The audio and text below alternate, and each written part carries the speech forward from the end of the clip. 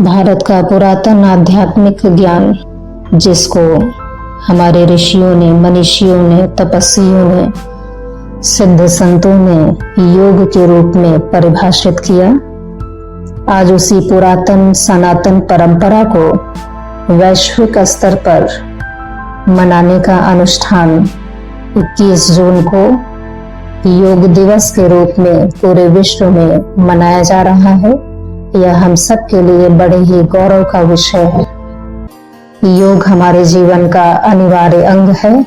योग उसी प्रकार आवश्यक है जैसे श्वास इस शरीर के लिए आवश्यक है।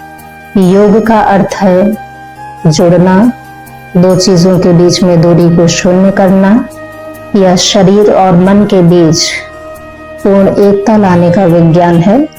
जब हम अपने शरीर मन के बीच दूरी को शून्य कर लेते हैं, उस समय हमारे स्वरूप में तीसरी शक्ति का अभ्युदय होता है, जिसको विवेक, कुंडलनी, दिव्य चक्षु अनेक रूपों में कहा गया है। योग के द्वारा हम इस शरीर को न केवल स्वस्थ रख सकते हैं, बल्कि अपनी मानवीय चेतना को ईश्वरीय ऊर्जा के साथ पूरी तरह जोड़ सकते हैं। योग हमारे विकास की उच्चतम अवस्था है, जहाँ यह आभास हो जाता है कि हमारा स्वरूप परमात्मा के साथ संयुक्त है, हमारे और ईश्वर के बीच दूरी नहीं है। इसी अवस्था को अहम ब्रह्मास्मि, हम ब्रह्म के साथ एकाकार हैं, रूप में वर्णित किया गया है। योग में अनेक क्रियाएं हैं। शारीरिक क्रियाओं के द्वारा शारीरिक व्याधियों से मुक्ति, श्वास पर साधना करके हम अपने मनोविकारों से मुक्त हो सकते हैं।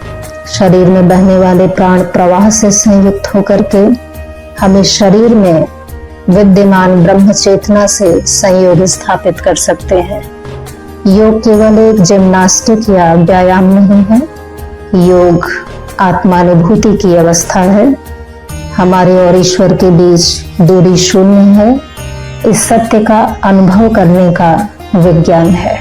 भारत के द्वारा ज्ञान की सबसे बड़ी समृद्धशाली विरासत पूरे विश्व को जो प्रदान की गई वह योग है। भारत की धरती से ज्ञान की दो धाराएं निकली, पहला विज्ञान और दूसरी धारा जो हमें अपने आत्म स्वरूप में प्रतिष्ठित करता है, जिसको योग कहा गया है। योग हमारे चित्त पर जमी हुई कालिमा को धो देता है। समस्त कर्म बंधन, मलिन संस्कार जो हमारे जीवन को नियंत्रित करते रहते हैं और हमारे अंदर की आध्यात्मिक प्रभुता का ह्रास करते हैं, योग समस्त कर्म बंधनों का नाश करता है, हमारे स्वरूप को पावन और पवित्र करता है। आइए योग के द्वारा हम आत्मानुभूति के मार्ग पर आगे बढ़ें। स्वस्थ जीवन, स्वस्थ शरीर, स्वस्थ मन और स्वस्थ दिमाग का निर्माण करें।